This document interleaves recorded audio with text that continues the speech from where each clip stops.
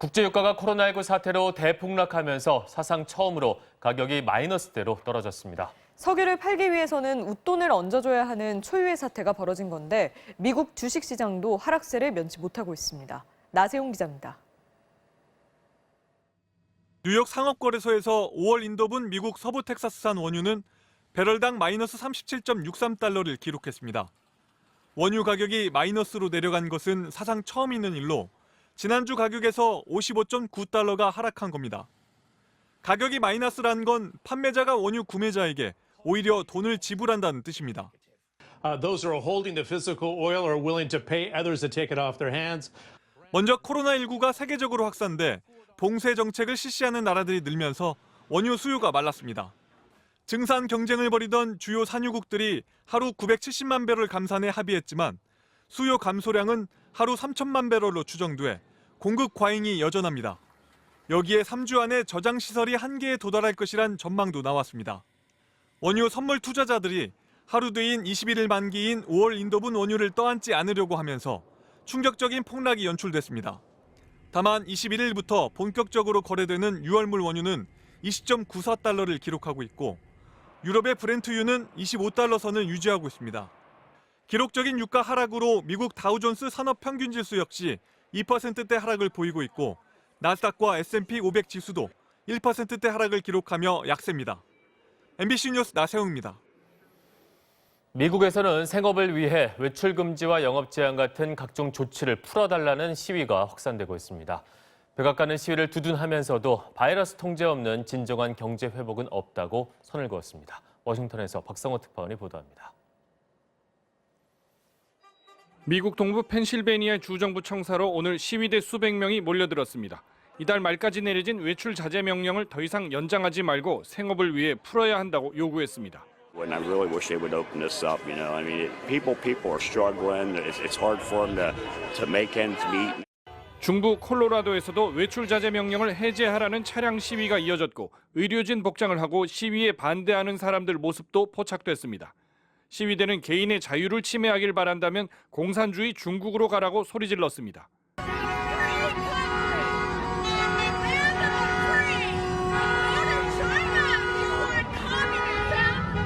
주말에 이어 월요일이 돼서도 전국 각지에서 이른바 봉쇄 조치를 풀라는 시위가 확산되자 백악관은 동정심을 표시했습니다. When they're staring at economic desolation, in some cases personal bankruptcies, they're desperate. 하지만 백악관 코로나 대응팀의 파우치 박사는 방송 인터뷰에서 바이러스를 통제하지 못하면 진정한 경제 회복은 없다고 경고했습니다. 뉴욕주도 섣부른 제한 조치 해제에 선을 그었습니다. You don't need protests to convince anyone in this country that we have to get back to work and we have to get the economy going and we have to get out of our homes. 미국의 코로나19 확진자는 76만 명, 사망자는 4만 1,000명을 넘겼고 타격이 큰 주들은 진단검사에 여전히 집중하고 있습니다. 메릴랜드 주정부는 한국으로부터 진단키트 5,000개를 구매해서 일부가 도착했다며 문재인 대통령과 한국 정부에 감사의 뜻을 표했다고 주미 한국대사관이 전했습니다. 워싱턴에서 MBC 뉴스 박성호입니다. 유럽의 코로나19 확산세가 둔화되는 조짐을 보이면서 각국은 봉쇄를 풀고 경제를 재개하려는 준비에 나서고 있습니다. 하지만 제2의 코로나 확산에 대한 우려는 여전히 가시질 않고 있습니다. 김준석 기자의 보도입니다.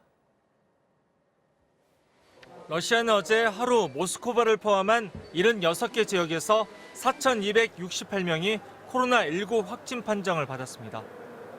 누적 확진자가 4만 7천 명을 넘어선 가운데 푸틴 러시아 대통령은 아직 발병 정점이 지나가지 않았다고 밝혔습니다.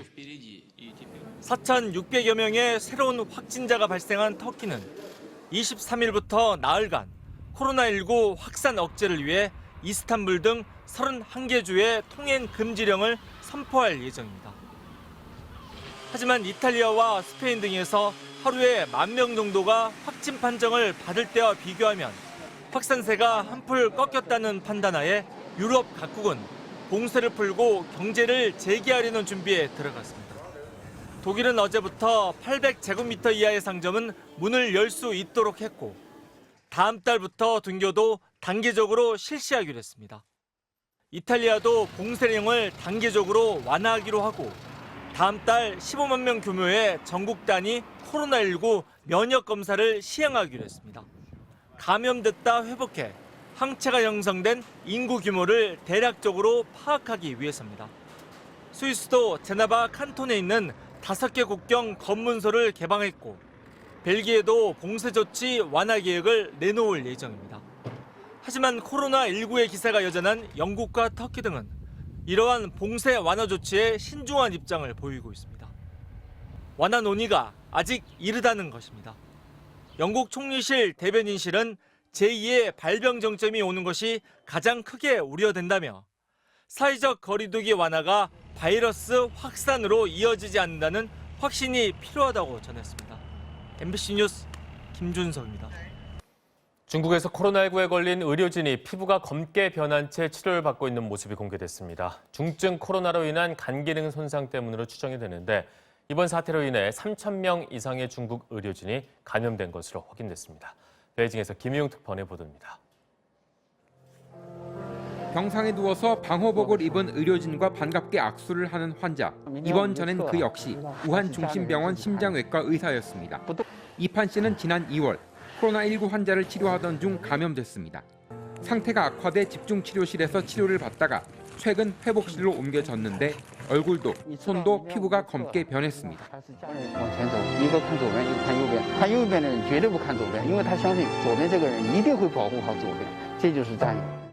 또 다른 병실에 누워있는 환자 역시 같은 병원의 비뇨기과 의사 후이펑입니다.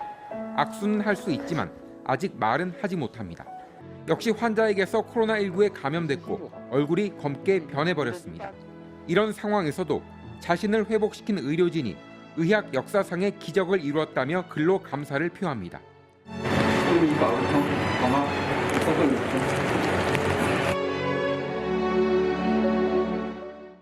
이들의 피부가 검게 변한 건 코로나19로 인한 간 기능 손상이 원인으로 추정됩니다. 간 기능이 회복되면 다시 원래 피부로 돌아올 것이란 기대도 있지만 또 다른 후유증이 올지도 모릅니다. 중국은 지난 3월 초 집계에서 코로나19로 인한 의료진 감염이 3,300여 명, 이 가운데 60명이 사망했다고 공식 발표했는데 이후 의료진 희생자는 좀 더 늘었을 것으로 추정됩니다. 중국은 이번 코로나19 진원지인 우한에 파견한 의료진을 단계적으로 철수시키고 있는데 이번 두 의사 환자의 사례도 파견 의료진의 성공적인 임무 완수를 전달하는 과정에서 알려졌습니다. 베이징에서 MBC 뉴스 김희웅입니다. 봄 기운을 만끽하고 코로나19로 인한 답답함을 떨치려고 등산에 나서는 사람이 늘었다고 하죠. 하지만 코로나19 사태가 끝난 게 아닌 만큼 방심해서는 안 됩니다. 산에서도 다른 사람과 일정한 거리를 유지해야 하는데요. 2m 이상 떨어져 걷고 여러 사람이 이용하는 공중 화장실이나 쉼터에서는 특히 주의해야 하는데요. 손잡이와 같은 안전시설을 만진 뒤에 손을 씻거나 소독제를 바르는 등 개인 위생 관리를 철저히 해야 합니다. 또 봄철 등산을 할 때에는 안전사고도 유의해야 하는데요. 이번 달까지는 낙엽 밑에 얼음이 남아있을 수 있기 때문에 발을 내디딜 때 조심해야 하고요. 주위에 있는 바위나 나뭇가지를 잡고 내려오는 것도 위험한데요. 바위가 움직이고 나뭇가지가 부러지면서 넘어질 수 있습니다. 배낭은 몸에 무리가 가지 않도록 체중의 10%를 넘지 않도록 하고 등산 스틱을 사용하는 게 안전한데요. 무릎과 허리에 가해지는 하중이 줄고 중심 잡기도 수월해져 낙상을 예방할 수 있습니다.